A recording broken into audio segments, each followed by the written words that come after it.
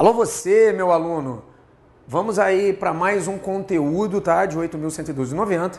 Lembrando que a introdução a 8.112,90 é extremamente importante. As pessoas ficam me mandando e-mail perguntando assim: Evandro, por que eu nunca tinha aprendido Lei 8.112,90?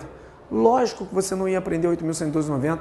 Você ia querer entrar direto no texto da lei, sem saber as nomenclaturas, sem saber coisas que são necessárias e coisas que são suficientes para você entender a lei. E isso a gente vai vir enraizando agora, beleza? O que a gente já estudou? A gente sabe, eu estou trabalhando com você agora a competência e o regime jurídico.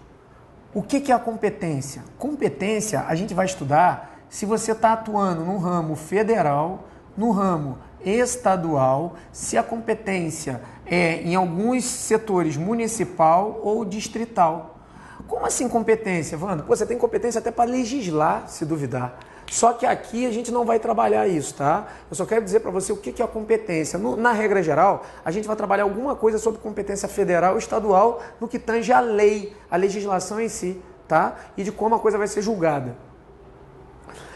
Você já sabe que o regime jurídico, o que é o regime jurídico? O regime jurídico é quando uma lei ela regulamenta a situação laboral do cidadão. Ou seja, ou bem o cara está trabalhando no ramo público, ou bem o cara está trabalhando no ramo privado. Isso a gente vai ver agora. Só que, pessoal, vocês vão ver que às vezes o cara está no público e ainda assim ele segue as regras do ramo privado. Wanda, não entendi nada que você está falando. Entendeu sim. Você entendeu porque você agora está conhecendo o quê? As nomenclaturas.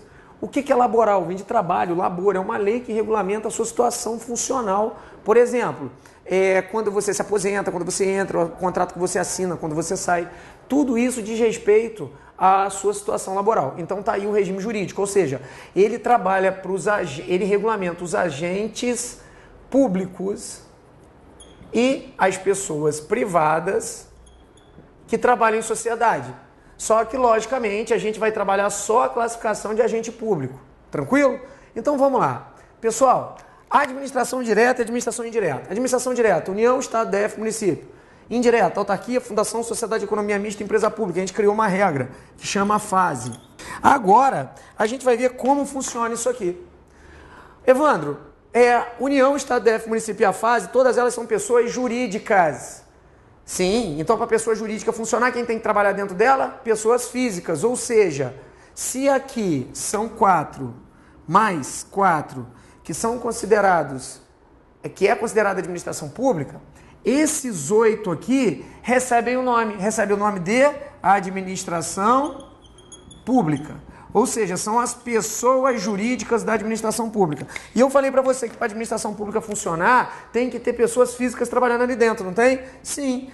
Então, são pessoas jurídicas da administração e quem trabalha nela são as pessoas físicas, ou seja, os agentes públicos.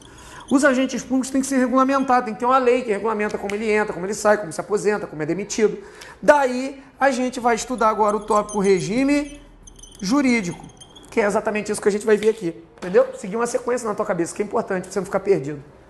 Então vamos lá. Pessoal, por força do artigo 1º da Lei 8.112,90, que a gente vai estudar ela daqui a pouco, a União, os estados, DF, município, autarquia e fundação pública, todas essas 6 pessoas aqui da administração pública são regidos por estatuto, ou seja, são estatutários. Só que se você é estatutário e você está no governo federal, você é regido pela Lei 8.112,90, ou seja, Estatuto dos Servidores Públicos Civis da União, que é o que a gente vai estudar. Agora a gente vai seguir uma sequência lógica, tá?